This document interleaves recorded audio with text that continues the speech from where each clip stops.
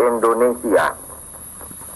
Dengan ini menyatakan kemerdekaan Indonesia.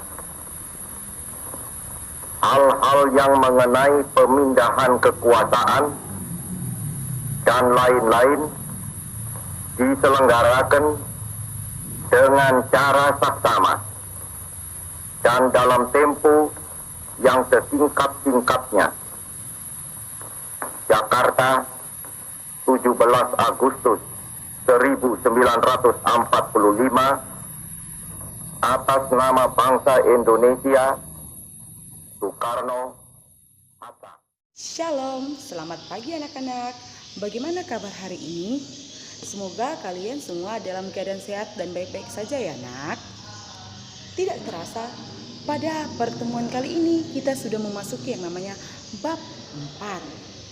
Tetapi di bab 4 ini kita hanya membahas mengenai yang namanya masa kemerdekaan tahun 1945 sampai 1950. Nah, silakan disimak ya nak video pembelajaran kita pada pertemuan kali ini.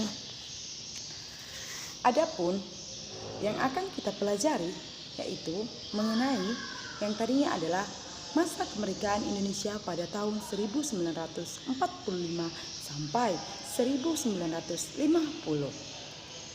Adapun poin-poin yang akan kita pelajari pada materi kita hari ini yaitu yang pertama, peristiwa proklamasi. Yang kedua, itu yang namanya terbentuknya RKRI. Dan yang ketiga adalah perjuangan mempertahankan kemerdekaan Indonesia. Itulah poin-poin yang akan kita pelajari pada pertemuan kali ini.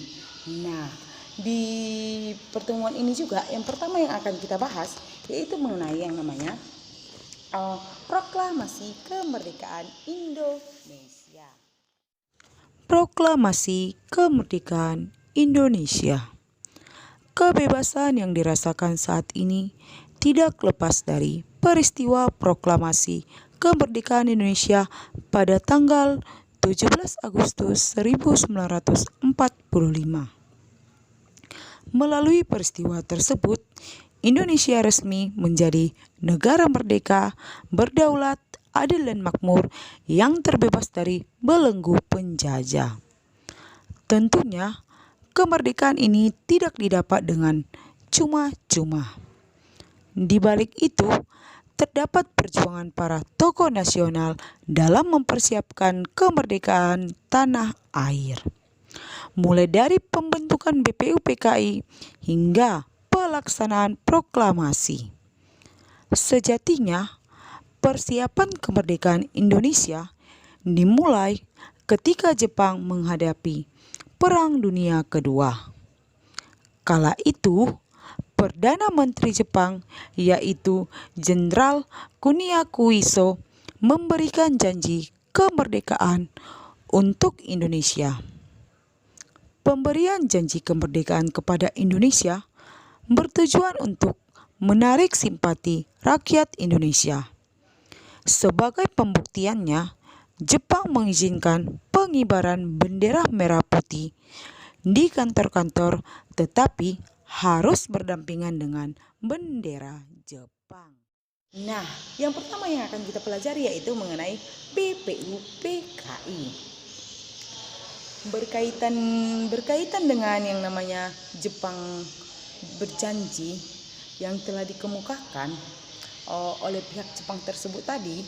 Nah, Jepang pun membentuk yang namanya Badan Penyelidik Usaha Persiapan Kemerdekaan Indonesia atau yang disebut dengan BPUPKI, di mana Dokuritsu Jumbiako Kosakai ini adalah pendirinya daripada BPUPKI. Dan BPUPKI ini diumumkan oleh yang namanya Komakichi Harada. Yang mengumumkan adalah Komakichi Harada pada tanggal 1 Agustus 1945. Akan tetapi baru diresmikan pada tanggal 29 April 1945 yang bertepatan dengan ulang tahun Kaisar Jepang, yaitu Hirohito. Adapun tujuan dari pembentukan yang namanya BPUPK ini adalah untuk menyelidik hal-hal penting terkait dengan persiapan kemerdekaan Indonesia. Tujuan BPUPKI ya nak ya, untuk yang namanya menyelidiki persiapan yang terkait dengan kemerdekaan Indonesia. Itulah tujuan dibentuknya BPUPKI. Nah, BPUPKI diketahui oleh Rajiman Widodiningrat dan dengan wakilnya yaitu Raden Panji Soerajo dan Imangso Yosio.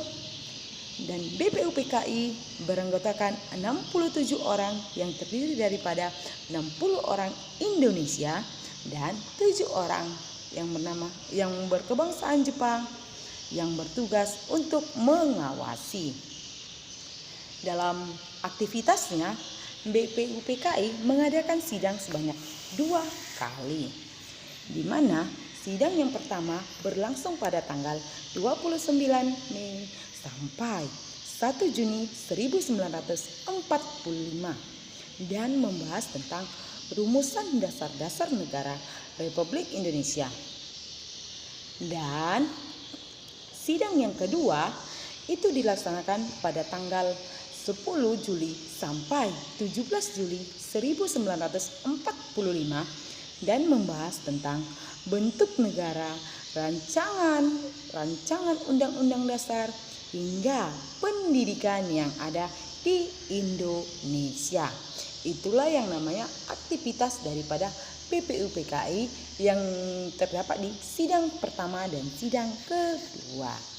Nah, berikutnya yang akan kita pelajari yaitu hasil sidang BPUPKI yang pertama. Silakan diperhatikan slide-nya ya nak. Dalam masa penjajahan ada masa jeda antara sidang BPUPKI yang pertama dan sidang BPUPKI yang kedua. Di mana pada masa jeda itu dibentuklah yang namanya Panitia 9. Di mana tugas daripada Panitia 9 ini adalah untuk mengulah usul dan konsep para anggota BPUPKI mengenai yang namanya dasar negara, dan pada tanggal 22 Juni 1945 Panitia 9 menghasilkan rumusan dasar negara yang kemudian dikenal dengan istilah Piagam Jakarta. Silakan dilihat dan silakan diperhatikan bagaimana Piagam Jakarta. Nah, dari hasil kedua itu, lihatlah yang namanya pada pertemuan kita ini. Bom atom yang jatuh di Hiroshima pada tanggal 6 Agustus 1945 makin menyudutkan Jepang dalam perang. Mengetahui posisi Jepang yang melemah dan nasib Indonesia yang tidak jelas, para tokoh nasional terus mendesak kemerdekaan.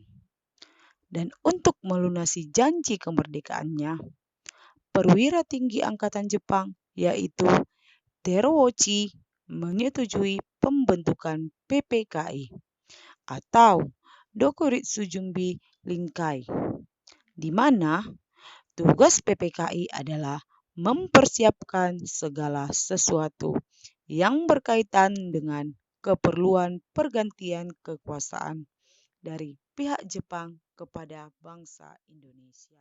PKI dikenal oleh Soekarno dengan yang namanya wakilnya yaitu Muhammad Hatta, sementara anggotanya berjumlah 21 orang. Berikutnya hasil sidang daripada PPKI yang pertama dan yang kedua serta yang ketiga. Silakan diperhatikan pada slide PowerPoint tersebut. Pada tanggal 14 Agustus 1945, Jepang menyerah tanpa syarat kepada sekutu. berita ini berita tentang menyerahnya Jepang terhadap pihak sekutu diketahui oleh yang namanya tokoh pemuda, terutama Sultan Syahrir. Itulah tokoh pemuda yang pertama mengetahui Jepang yang namanya mengalami kejatuhan dan menyerahkan diri secara sukarela kepada sekutunya. Nah, Syahrir dan beberapa pemuda segera yang namanya menemui Muhammad Hatta yang pada saat itu baru saja pulang dari Vietnam. Bersama dengan Hatta dan Syahrir dan beberapa pemuda segeralah menemui Soekarno di rumahnya. Nah, di mana pada saat itu Syahrir mengusulkan agar Soekarno dan Hatta segera yang namanya memproklamasikan kemerdekaan tanpa melalui PPKI, karena mereka menganggap jikalau melalui PPKI sekutu akan menganggap itu adalah hasil pemberian dari Jepang. Akan tetapi golongan tua itu menolak, sedangkan menolak daripada permintaan Syahrir dan dari golongan muda. Nah, itu dia mengenai yang namanya tadi penyerahan hingga yang namanya kemerdekaan Indonesia. Nah, yang berikutnya pada tanggal 16 Agustus 1945 akhirnya di sini terjadilah peristiwa Rengas Dengklok. Mungkin peristiwa Rengas Dengklok ini sudah pernah kalian pelajari di SD atau di pelajaran kita ketika kelas 7 dan kelas 8 di bab 4. Nah, peristiwa Rengas Dengklok ini diawalilah dengan dari ketidaksabaran daripada para pejuang muda yang tergabung dalam gerakan bawah tanah kemerdekaan Indonesia. Hasil dari dan Kasinggit, salah seorang yang namanya anggota PETA dan anggota lainnya membawalah Soekarno dan Hatta itu ke Rengas Dengklok, di mana tujuan membawanya keduanya Hatta dan Soekarno ke Rengas Dengklok adalah agar Soekarno dan Hatta tidak terpengaruh oleh Jepang. Itulah tujuannya. Cara mereka untuk meyakinkan kembali bahwa Jepang telah menyerah kepada sekutu dan para pejuang akan melawan apapun resikonya. Setelah itu Soekarno dan Hatta setelah sampai di Rengas Dengklok itu akhirnya memilih untuk singgah di rumah yang akhirnya untuk sudah sampai di Rengas Dengklok itu akhirnya yang namanya singgahlah di rumah yang namanya Joy Song, karena di mana kondisi rumahnya yang tidak mencolok. Terus di mana awalnya adalah Soekarno dan Hatta akan berkumpul di markas PETA yang ada di Rengas Dengklok. Saat itu Soekarno dan Hatta tetap pada pendiriannya, yaitu untuk tidak melaksanakan proklamasi kemerdekaan Indonesia sebelum adanya pernyataan yang namanya dari pihak Jepang tentang yang namanya menyerahkan diri kepada sekutu. Dan akhirnya Ahmad Subarjo memberitahukan kebenaran menyerahnya Jepang kepada pihak sekutu. Nah, mendengar berita tersebut, Soekarno dan Hatta akhirnya bersedia yang namanya memproklamasikan kemerdekaan Indonesia. Itulah sejarah daripada proklamasi kemerdekaan Indonesia. Nah, setelah itu mendengar daripada berita mendengar berita itu, Soekarno dan Hatta akhirnya bersedia yang namanya untuk memproklamasikan kemerdekaan Indonesia.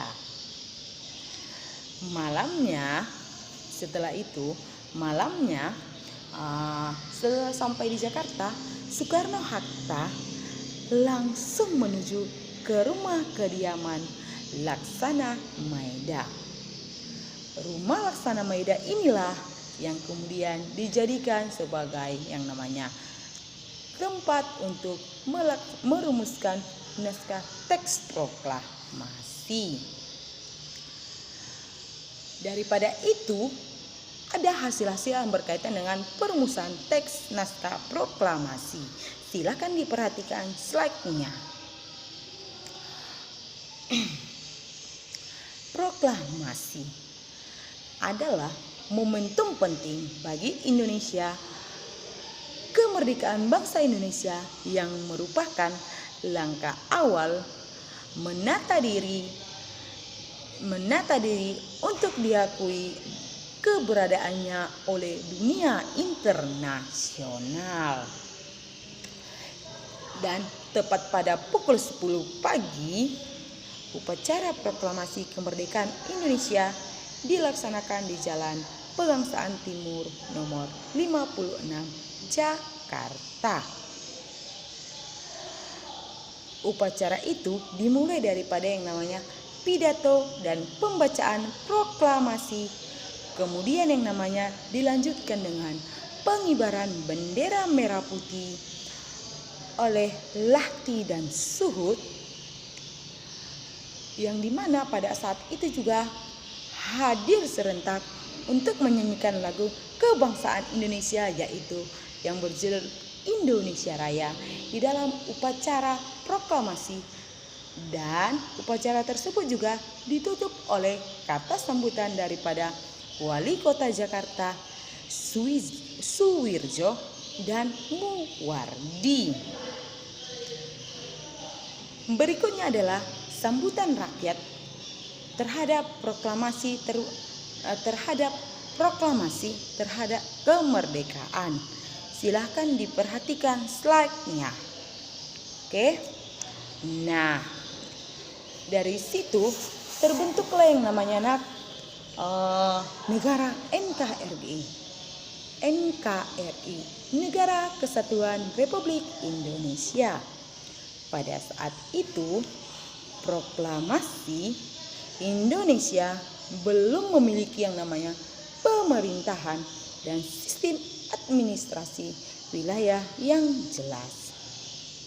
Setelah yang namanya proklamasi kemerdekaan Indonesia, segeralah dibentuk yang namanya kelengkapan pemerintah dengan tujuan agar pembangunan dapat berlangsung dengan baik. Berikutnya adalah kelengkapan negara yang merupakan hasil daripada sidang PPKI tadi atau sudah ada di slide yang sebelumnya. Nah,